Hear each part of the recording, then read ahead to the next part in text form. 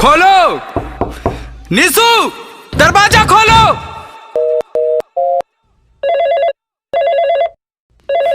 Phone भी नहीं उठा रही है। हाँ, ये जूता किसका है? हाँ? कौन था? बोलो कौन था?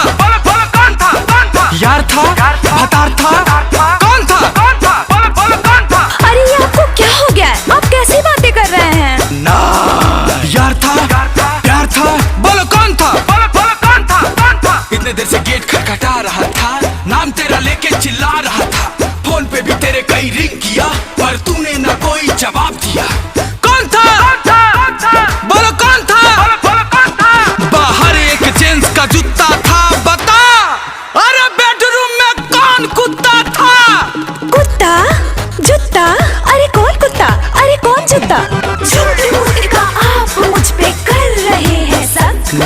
सो रही थी मैं करके बेडरूम लॉक। सर में मेरी दर्द बड़ी जोर उठा था। माय गिरिया, बेडरूम में कोई नहीं घुसा था। कौन था?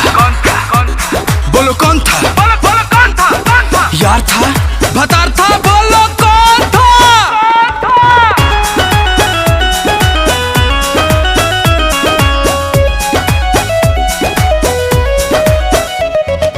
तेरी हरकतों से मुझको हो रहा है डाउट, किसको बुलाई थी जब था मैं घर से आउट? जब इतना ही डाउट है तो घर में कैमरा लगा लीजिए। कौन था?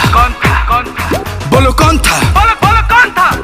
एक परसेंट तुझ पे ना है ट्रस्ट, जो भी है गुंजन से कहो स्पष्ट।